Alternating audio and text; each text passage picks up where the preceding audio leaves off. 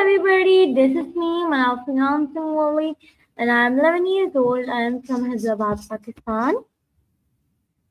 So today I'm going to do an interview with a very special guest. Her name is Brenda. So first of all, let me introduce herself to you. That um, she's a coaching to build. She is a coacher and she is a professional recognition and yeah, so she is a very great person. She is a CEO. So hello Brenda, do you like to add something in your intro? Hi, good morning, and thank you, or good afternoon. Thank you so much for inviting me. Did you want me to give a slight introduction of myself, or are you going to do that? I'm saying you want to add something. Sure. I just want to say I appreciate this chance to have this interview with you and all your good listeners. And I am the CEO of the Women in Action Leadership Series, Inc. So I focus on supporting women in leadership roles through my Empower Her coaching. I also coach women, and I am a trailblazer in women's business, and I totally am here to answer any questions that you have and to let all the women know that are watching that nothing's impossible in life. You just have to go after it.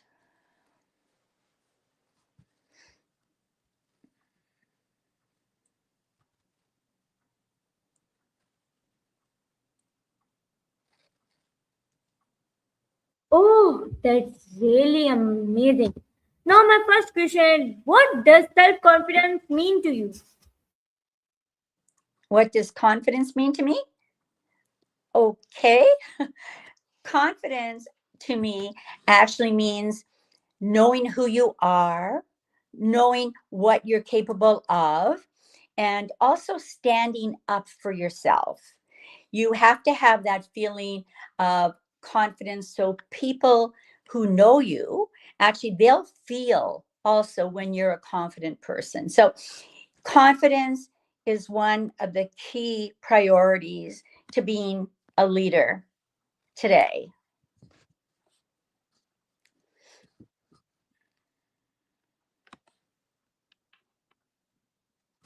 Amazing, amazing, amazing. So this is really amazing. Now my next question is, why is confidence important in professional life and what does confidence affect decision making? Well, if you're not confident, you won't be able to make the right decision because decisions are not made lightly. When you have to make a huge decision, what you have to do really is gather all the information, make sure you know all the pros and the cons of what you're making a decision about, and your confidence will help you dig and find out really the true cause of the problem and how you're best going to impact it. And when you're confident, people know you're confident because you have a certain look about you and a certain statue about you that people see, oh, she's a confident woman. She's able to speak about what she knows and she understands what she knows. Oh, that's really amazing. Now my next question is, what are common confidence blockers at home? What are common confidence blockers at work? What are samples of confidence at work? Is that What My question is that what are common confidence blockers at work? common complaints at work? Common blockers. Blockers. Oh, what are common blockers at work? Yes. Okay. Sorry, I'm just sorry. I just can't hear it really that. Okay. common blockers at work. So let's speak about, say, if you're a woman in a workplace, and what can common blockers be in that case? Well, they can be such things as you don't have a team, you haven't created a team. It could also be lack of communication. You're not a good communicator, or someone who you're speaking to is not a good communicator. In leadership, it's also very important that you listen. You have to be the strong listener. You have to let your team know that you are there for them. So if you don't build a strong team in the workplace, you're going to be blocked from making any progress at all for yourself, or for your organization that you're working for. So I think they're very common blockers that hold women back.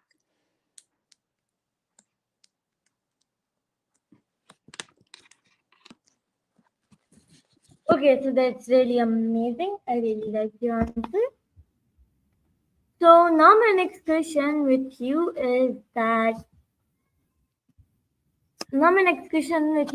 how can coaching help improve self-belief? Could you repeat that for me? How can Okay, so my question is, how can coaching help improve self-belief? okay, how can coaching help people and help women? Okay, well, first of all, I'd say in their leadership skills, coaching is very important, because unless you have someone else to, say, run things off or help you make decisions, it is very difficult to move forward in leadership and in life. Also, coaching helps give you, if I was coaching you, accountability, that you have been trained and you understand what you're talking about. As a coach, I do one-on-one sessions with women. And the reason why I do one-on-one sessions is so that we can easily identify what a woman's strength is and what areas do they need for improvement. And also, when you're coaching, I'm working with women, I help them set new perspectives as to what their life should look like, and really where do they want to go to meet their goals. And I also help them when they're dealing with complex situations and they're not sure how to move forward. So I find, as a coach, I help women promote their self-awareness, understand not only where their strengths are, but also where their weaknesses are, and help them embrace, new challenges that are coming their way, so that ultimately they feel more confident and also feel that they're ready to become a leader.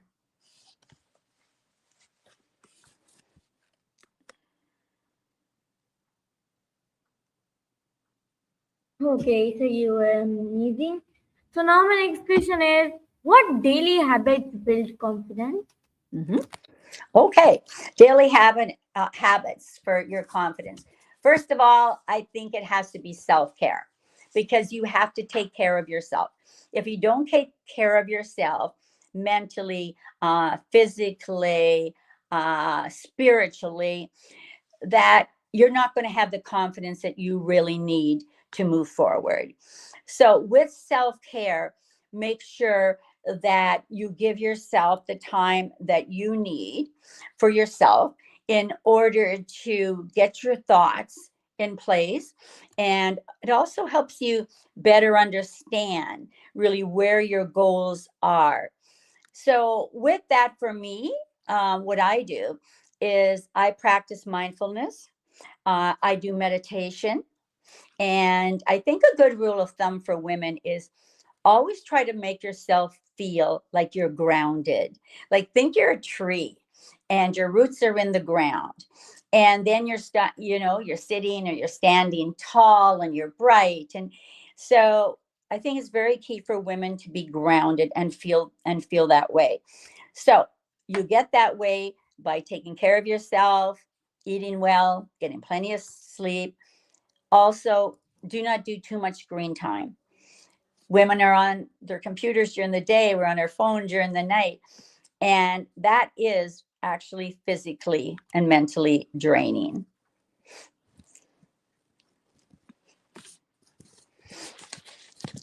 Okay, so it's really amazing. And now my next question is, what does body language reflect confidence? How does body language reflect confidence? How does body reflect confidence? How does body language reflect confidence? Okay, good. Good question. Okay, your body language. First of all, your body language entails that you have to look approachable, right? You have to give that air about you that you are approachable. So if people are coming to meet you, you would smile and you would shake their hand and you would be standing, tall. I always say I'm short, so I always say got to stand real tall. So body language says so much. For example, I think if you're going to meet someone or someone's coming to meet you and all you do is you have your hands folded like this, then all of a sudden to me, you're telling that person, you're not approachable. Don't come near me. I have nothing to say. I always say, when you enter a room with confidence, with a smile, and also with the body language that people know, gee, I want to meet her.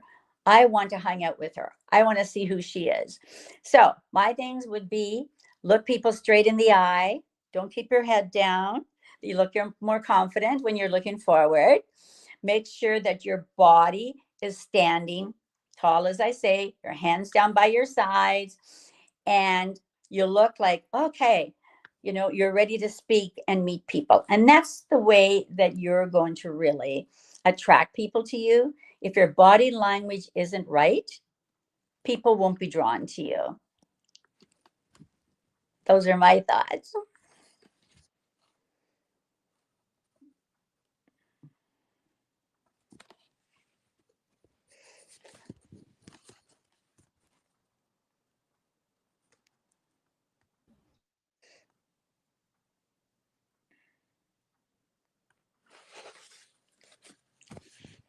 I can't hear you right now. Okay, so my question is, why is self-talk why is self-talk important for confidence? Why is positive talk? You could read me the question again, that'd be great.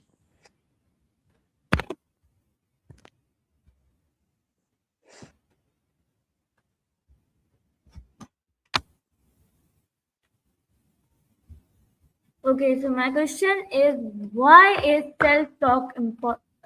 Why is self-talk important for confidence?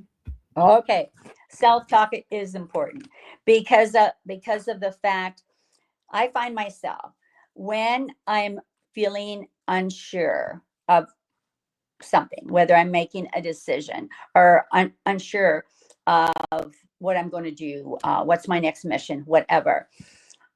Mentally, I think that over in my mind because self talk can be very invigorating.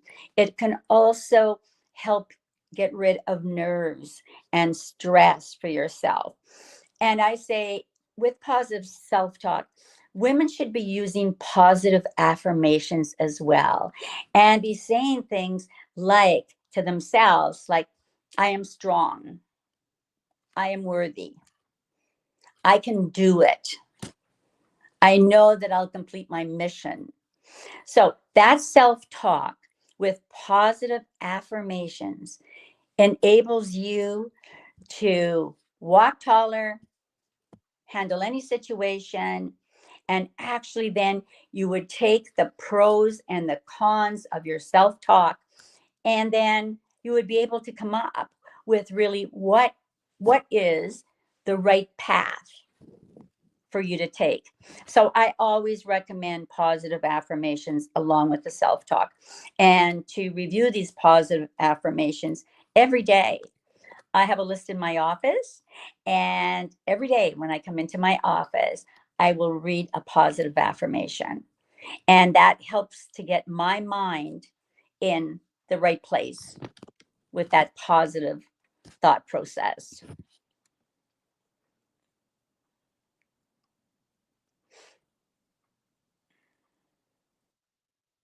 Okay, so that's amazing. Now my next question is, how can fear of failure reduce confidence? How can fear of failure reduce confidence? Right. First of all, I would say that it's never good to be overconfident, right? Things happen too quickly to think you're overconfident. About fear, I think it's important for all the ladies and listeners to know that fear is the number one reason why women often don't move forward in their personal or their professional lives. And so when you're stuck and you're stuck in that place of fear, your body and your mind will keep you stuck. So the fastest way to move forward is to understand that you have a fear, understand what it is. And if you find that you cannot get past that fear or what is holding you back, your block, what's holding you back, then it's definitely time to work with a coach. The highest number of women that I work with are women who actually are stuck because of fear and because they don't have the confidence to move forward. And that is what holds the majority of women back.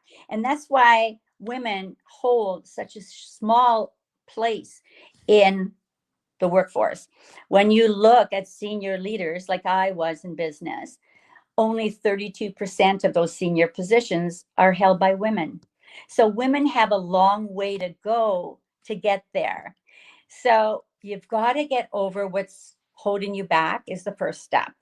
Speak with a coach, understand what it is, speak with a coach, get the support you need. And then that coach will help you get past that and move on.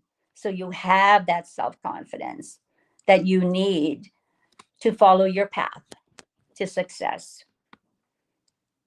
I hope I answered the question for you. It is really amazing interview. And so now my next question is, how can coaching help overcome self-doubt? Okay. How can coaching help women with Overcome self-doubt. okay, overcome self-doubt? That's another good question. With coaching, as I just mentioned, it when women have this self-doubt that many of us do, and we will have self-doubt several times in our life. It's not just you have self-doubt once.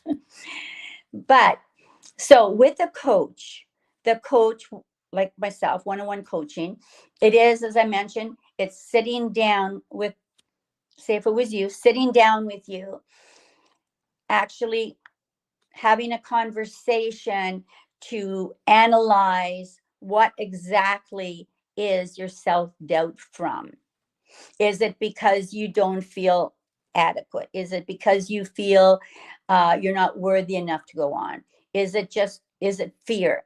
So first we do that. And then when we move on, that what we do is I get to know you better. Then we do exercises. We create a roadmap for you where we decide, okay, what's your major problem that's holding you back? And then how are we going to get from the problem to your resolution? So a lot of time is spent with that. But also I give all my clients work to do, whether that includes mindfulness to help them get over self-doubt, whether that includes a workbook, a journal, anything like that that will help women understand that this is my problem and this is what I need to do to move forward.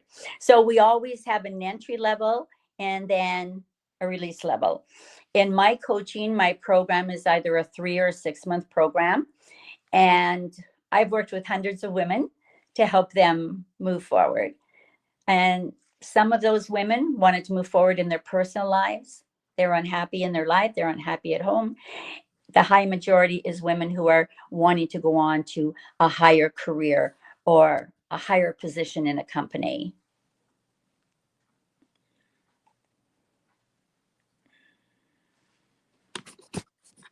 Okay, so that's really amazing. Now my next question is, what role does preparation play in confidence?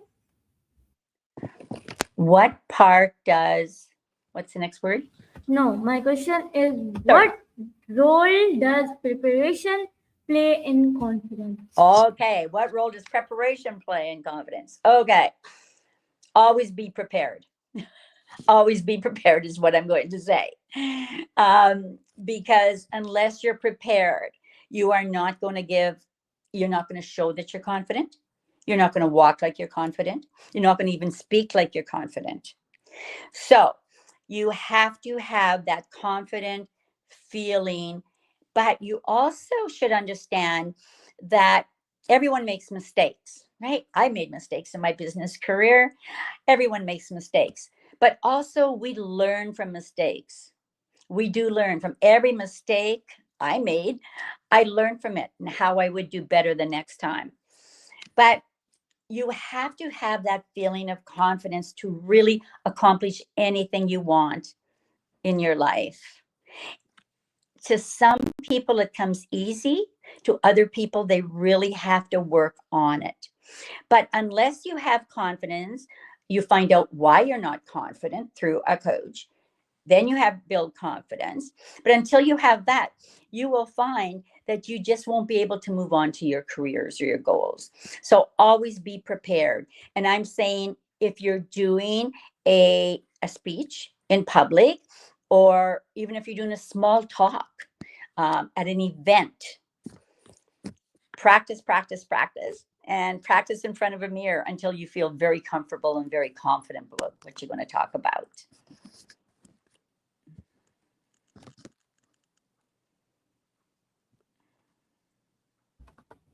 Okay, so now my next question is that, how does confidence impact communication skills?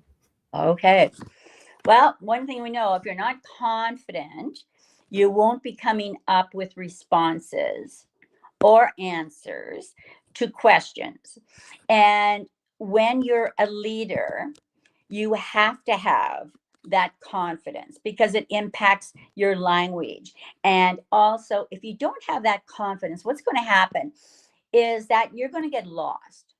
Just think of that. Like if you're in business and you don't have confidence to speak up, or because you feel that nobody's going to listen, or my answer's stupid, or that is not really the way to be. You can be the best person with the most amount of knowledge, but you need to have that confidence to open up your mouth and let those answers come out. I had a very strong manager working for me, and she knew the business inside out. But when it came time to speak up in public, she just wouldn't. She'd put her head down, wouldn't be seen, and her and I worked on that. And because if you aren't confident enough to speak and you don't know what you're speaking about, I'd say if you don't know what you're speaking about, I wouldn't be speaking at all. But first of all, when you're somewhere where you know you're going to have to speak, you be prepared, always be prepared. And I always review the questions several times too before I speak anywhere. So you've got to be able to speak. You have to feel confident about how you speak, and you have to put yourself out there and take that chance. Even if you feel, whoa, I'm not going to be good at it, get yourself out there and take that chance. And once you start speaking, then you'll know that confidence is there. Confidence is also a key area, and I mentioned that earlier, that I deal with in coaching. I also support women on public speaking, women who are just feeling that I can't get in front of a camera. I won't be able to talk. So there are a lot of ways and means to support women when it comes to talking. Okay, so that's really amazing. So my question is that, how can feedback boost confidence? Mm, I think I answered part of that question just for you just a minute ago. Okay. How can people boost their confidence? First of all, I think they have to be willing to identify with themselves that I'm not a confident person. Now, how am I going to get to be confident? So they have to understand, okay, why aren't they confident? Is it because they're not confident in how they look? Is it not confident, or they lack of confidence because they're afraid of how they speak? They don't feel they'll have the right language. They won't be heard. So I think all of that kind of like really does go together to help build the confidence and help the person, you know, get out there. And when there's something you have to face that's holding you back, you have got to face that because it's reality. Something is holding you back. So I think first thing is always acceptance of what's wrong. Then the second thing is to recognize, okay, who do I need help from? Who can help me, you know, become stronger in that particular area?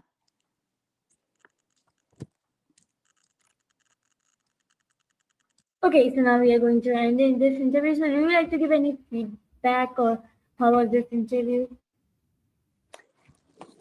Do you want me to give you some feedback? Yes. Oh, you want me to give you feedback on our interview?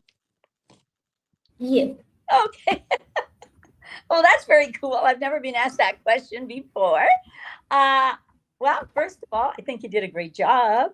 I mean, interviewing is not an easy thing to do because you don't really know the person. Often you don't know the person, right? You don't know them face to face. But I always say when people are interviewing me, it's always great to look at my website. I think you did an amazing job. You asked the right questions.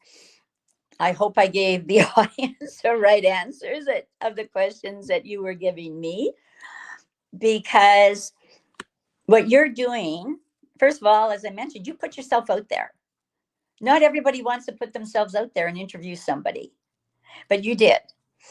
And when you think of what my niche is in my life, is I train and I coach and I help women build their confidence, overcome fear, take their life by the hands and move forward. You ask very pertinent questions about those areas. So I found it was a very enjoyable and an opportunity to speak to people and give anyone watching an opportunity to get to know a bit about me and my personality and who I work with and why I work with women.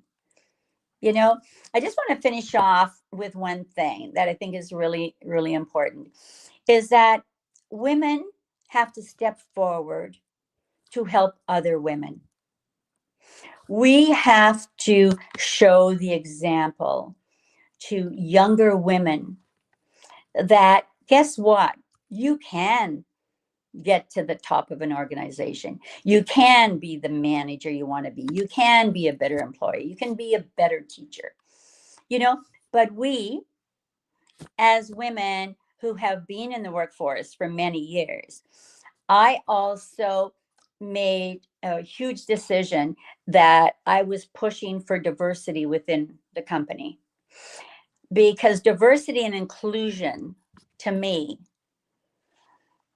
is a non-brainer, I would say. I had a very diverse work culture and I got to know so many wonderful women. Majority of my team were women. So diversity and culture matter. Women have got to put themselves, like myself, out there to support other young women to help them move forward. And that is why I chose to do this. You know, I have a passion for helping women move forward, getting over fear, getting over self doubt, finding their true inner selves so that they can move forward, so that when they're in a position in life, they will look at the younger person under them. And then they're going to say, I'm going to help that lady. I'm going to help that woman, that young lady. And when the younger people today see women in positions of leadership, in positions that count, and in positions that can make a difference, the younger followers are going to follow, and they will want to be with you. So that would be my message, my final message to all the women that are listening. Don't stop believing in what you can do. You can make such a difference in this world. Each and every one of you can make such a difference in the world, and a difference to all those younger women that are coming behind you. So we have to stand up to push ourselves forward and be seen and create those networking opportunities like I have in the area I live in, networking to help other women see that they have the power and the strength to be who they want to be. And there isn't anything in society today that should be holding women back. But women, no matter what country we live in, where we are, women have to put themselves out there and say what you believe and why you believe. Because if we don't do that, if the line does not change for women in leadership positions today, it will take 135 years. 135 years will all be gone to have us in equality with men in senior managerial positions. But also to the listeners, not everyone wants to be a leader. And that's okay. And that's really fine. Not everybody wants to be a leader, because I wouldn't have been a strong leader without a strong team. You know, so everybody plays their part in our lives. And so don't everybody think I have to be the leader. No, but you lead in so many different ways in your life. Even though your title isn't the leader, you're a leader. Anyone can be a leader. It doesn't have to take a lot of schooling, a lot of work to be a leader. Anyone can be a leader. They just have to put their mind to it. But it's also great to have people that say, I just want to be on your team. I don't want to lead it, but I want to be on your team. And then the biggest thing I found too as a leader, still a leader, but when I worked in corporate, was to give everybody an equal opportunity, regardless of the diversity, the language, whatever, was to give everyone an equal opportunity. And I think more businesses have to do that and have this diverse culture and let every woman show that they have the ability to go on. That's my closing statement. Sorry it was so long.